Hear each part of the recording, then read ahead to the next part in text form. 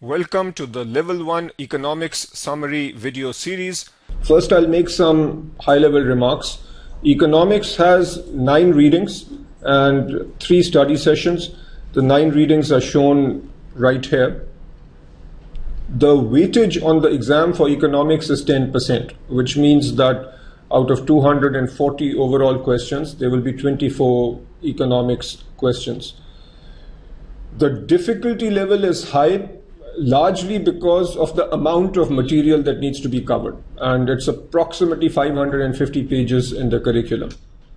I like to assign a weight to difficulty ratio to every topic, and for this particular topic the ratio is low, in the sense that the weight is relatively low, the difficulty level is relatively high, so the ratio is low.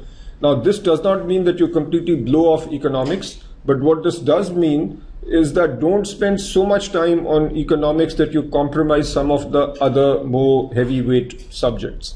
Another way of looking at economics is that if we have 24 questions from 550 pages, then on average we have one question from 23 pages.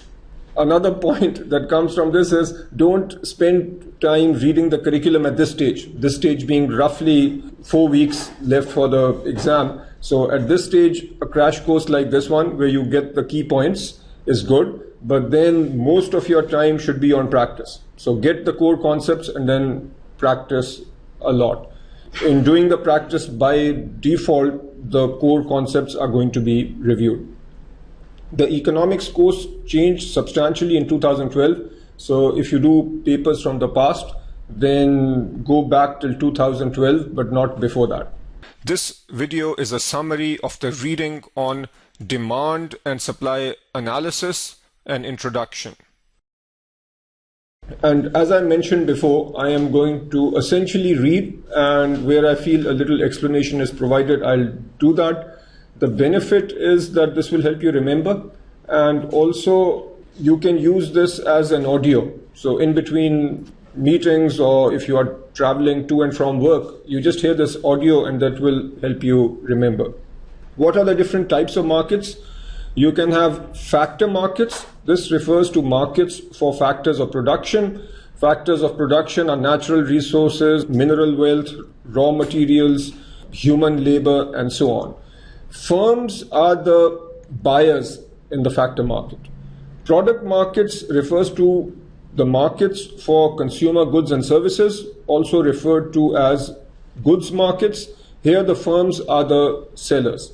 You can have intermediate markets where one firm's outputs are another firm's inputs. So for example, if a manufacturer sells equipment to another manufacturer, such as a cement manufacturer, then that would be an intermediate market. Then the third type of market is a capital market.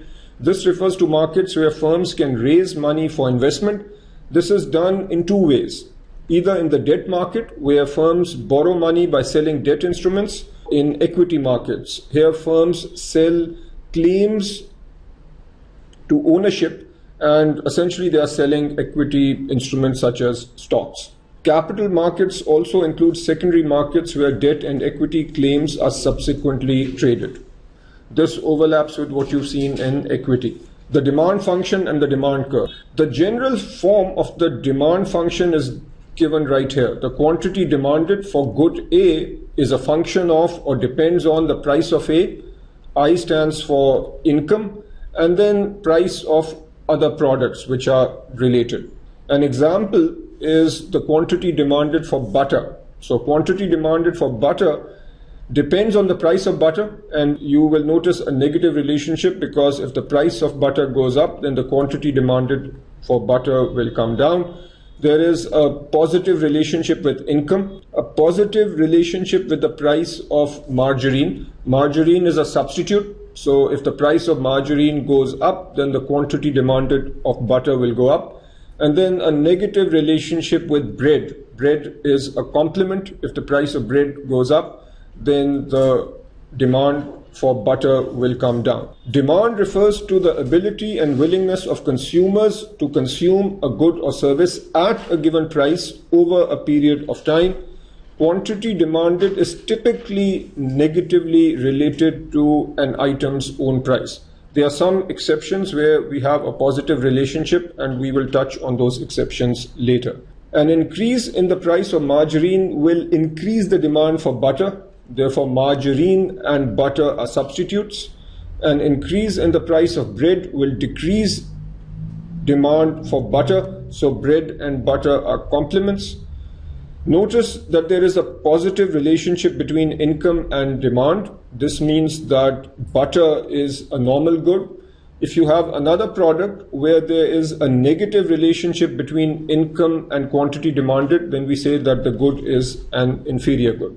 This is the demand function. When we say plot the demand curve, we are simply plotting the quantity demanded for a given product such as butter with the price of butter. The quantity is on the x-axis, price is on the y-axis.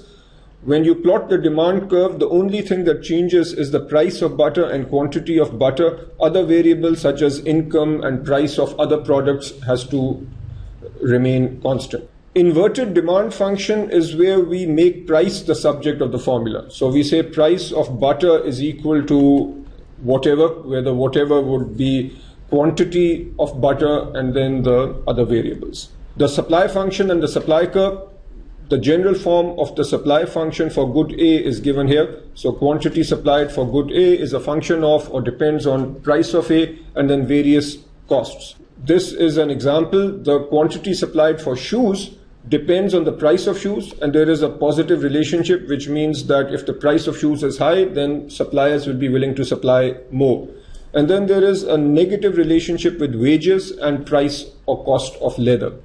Supply refers to the amount of a product producers are willing and able to sell at a given price over a period of time when all factors of production are held constant. So in this context, the factors of production are wages and leather. Quantity supplied is typically positively related to price. An increase in the cost of factors of production leads to a decrease in quantity supplied, hence the negative signs. Supply curve, here we simply plot the quantity of shoes supplied versus the price of shoes, where quantity is on the x-axis, price is on the y-axis. We keep the costs constant. Inverted supply function is where price is the subject of the formula. You need to understand the distinction between shifts and movements along the demand and supply curve. When the own price changes, if we are talking about butter, for example, if the price of butter changes, there will be a change in quantity demanded. This is a movement along the curve as long as the other variables, the income and the price of the substitutes and complements, do not change. So this is a movement along the curve. If any other variable changes, income goes up or the price of the substitute changes or the price of the complement changes, then the demand curve will shift. And you need to understand how the shift happens. Obviously, if the income goes up, then the demand curve will shift to the right. With price of substitutes, there is a positive relationship. As the price of substitute increases, the demand increases. With complements, there is a negative relationship. As the price of complements increase, demand decreases. What are factors which cause shifts in supply? Number one is costs of factors of production. There is a negative relationship. As the costs increase, the supply curve will decrease. In other words, the supply function will move left. Costs may include raw materials, wages, cost of borrowing funds, and so on. With technology, there is a positive relationship. As technology increases productivity, costs decrease and supply increases. So far, we have talked about supply and demand from the perspective of either an individual consumer or an individual producer. When we talk about a market, then we have to aggregate the consumers and aggregate the suppliers. To do so, we simply add the demand and supply function of individual consumers and producers. Let's say we have a demand function like this. Quantity demanded depends on the price of butter, and then there is some constant. Assuming that there are 1,000 identical consumers in the market, and typically this is what you will see on the exam, where you are told that there are X number of identical consumers, then the quantity demanded is simply 1000 times the function that has been given. Similar is the case with the supply curve. Market equilibrium, this is where the equilibrium market price is the price for which the quantity supplied equals the quantity demanded in the market. This point is defined on the y-axis as the equilibrium price and on the x-axis as the equilibrium quantity. Excess demand is defined as the surplus of quantity demanded over and above available units supplied in the market. Excess supply is defined as the surplus quantity supplied over and above demanded units in the market. Market forces of demand and supply act to restore equilibrium. If market forces act to restore equilibrium, the equilibrium is said to be stable. If market forces do not tend towards restoring equilibrium in cases of excess demand or supply, the equilibrium is said to be unstable. Here is a picture that depicts what we just talked about. This is the equilibrium point, and this is a situation where supply exceeds demand, so there will be downward pressure. Here we have demand exceeding supply, so the pressure will be like this. But this would be an example of stable equilibrium, where if we move away from equilibrium, market forces will push the market back to equilibrium. Auctions as a way to find equilibrium price. You need to know these basic definitions. First, a distinction between a common value auction and a private value auction. A common value auction is one in which the value of the item is the same to all bidders, but may not be known with certainty at the time of the auction. A classic example is a jar of coins. A private value auction is one in which the value of the item is specific to each bidder, for example, unique pieces of art. Next, we come to types of auctions. First is ascending price auction, also called an English auction. The highest bid wins the item and pays the bid amount. Then we have a sealed bid auction. The highest amount offered wins the item and pays the bid amount, but each bid is unaware of any other bidder's bid. Then we have second price sealed bid auctions, also called vickery. Here the highest bid wins the item but pays the second highest bid amount. Bidders are more likely to bid the highest amount they are willing to pay. Number 4 is descending price Dutch auction. The price is reduced until a bidder is willing to pay the price. The point here is that the auctioneer starts at a very high price and then starts working down until he finds a bidder who is willing to pay that price. So let's say a bidder pays a high price and then there is still quantity left, then the price keeps coming down and additional bidders then buy at lower prices. So there are multiple prices at which the products are sold. The final category is a modified Dutch auction, also just called a Dutch auction, and this is the one that is used most in financial markets. Roughly speaking, the same as the descending price auction we just talked about, but all bidders pay the same price for the final units, i.e. the lowest price. So we try to find the lowest price at which the full market can clear, the entire product can be sold. And here again, bidders are more likely to bid as per the price they are willing to pay. Consumer and producer surplus. Consumer surplus is defined as the excess of the total value to consumers of the units they purchased above the total amount paid. It's essentially value minus expenditure. Some consumers may have been willing to pay more than they actually had to for the consumption of a good or service. The aggregation or the summation of these excesses is referred to as consumer surplus. Demonstrated right here, this is how much consumers are willing to pay. This is how much they actually paid. So this area is the consumer surplus. Producer surplus is defined as the excess of the amount producers receive for the units they sell above their total variable cost of production. This is revenue minus variable cost, and this area here represents producer surplus. The total surplus is the consumer surplus plus producer surplus. And notice that when the market is in equilibrium, the total surplus is maximized. Market interference is when we have obstacles to efficient allocation. Efficient resource allocation occurs at the quantity where marginal benefit, this is the demand curve, equals the marginal cost, the supply curve, for the last unit produced and consumed. This is where the supply and demand curves intersect. At this point, the total surplus is maximized.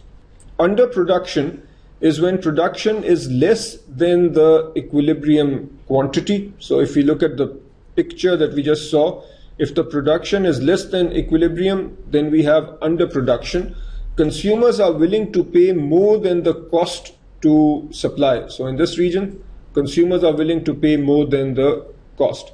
In this case, the marginal benefit, which is represented by the demand curve, is greater than the marginal cost, which is represented by the supply curve.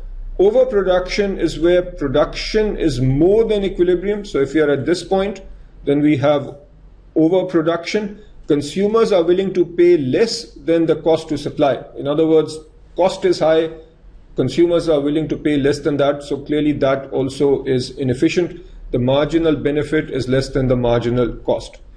Both over and underproduction are examples of inefficient allocation of resources, the scale of which, the scale of inefficiency, is measured by the dead weight loss. If we have underproduction, then this area here is the dead weight loss. If there is more dead weight loss, that means there is more inefficiency. And by definition, dead weight loss is the decrease in total surplus that results from an inefficient level of production. Taxes, tariffs, and other trade restrictions reduce the equilibrium quantity below the quantity that maximizes total surplus. This is overproduction, and this is something you'll also see in the reading on international trade. Subsidies to the production or import of goods or services increases the equilibrium quantity above the quantity that maximizes total surplus. This is overproduction. A price ceiling is a maximum legal price that results in overproduction and excess demand. A price floor is a minimum legal price that results in overproduction and excess supply. If you are listening to this as a recording, then it would be useful to pause the video and just draw the pictures that represent these relationships. Underproduction and overproduction both result in deadweight loss. Demand and supply computations are usually done based on private costs and benefits of those involved in the economic decision-making process. In other words, a firm produces goods, consumers buy goods, so typically demand and supply is based on the cost of the producer and the benefit of the consumer. Sometimes they are external costs. For example, there might be a pollution-related cost, or there might be external benefits which accrue to third parties that are not involved in the economic decision-making process. When external costs of production and external benefits of consumption are not realized by the producers and consumers, then there might be overproduction or underproduction. Coming now to elasticity. Own price elasticity or demand is the percentage change in quantity demanded divided by percentage change in price. So essentially, this is the responsiveness of quantity demanded or changes in quantity demanded to changes in price. And you must learn this relationship, change in quantity over change in price times price over quantity. And more specifically, the change in quantity over change in price is this coefficient which you will see as part of the demand function. We are looking here at the quantity demanded for butter, and the coefficient of the price of butter is essentially the change in Q over change in P. And on your exam, this is a high probability question where you will probably have the equation. So from the equation you get the change in Q over change in P, and you will be given the P and the Q, so just plug and play. Income elasticity or demand has the exact same form. Instead of price, however, we have income, and the change in Q over change in I is essentially the coefficient of the income variable on the demand function. For a normal good, the income elasticity is going to be positive. For an inferior good, the income elasticity is negative. Cross price elasticity or demand is the percentage change in quantity demanded divided by percentage change in price of a related good or service. If the cross price elasticity of demand is positive, then the good is a substitute. If it is negative, then the good is a complement. If you found this lecture helpful, then I'll be very grateful if you can do 3 things for me. Number 1, like this video. Number 2, like my Facebook page. And number 3, visit analystforum.com and there add my logo to your studying with profile. You can see this slide for help on how to do that. Thank you very much and good luck with your studies.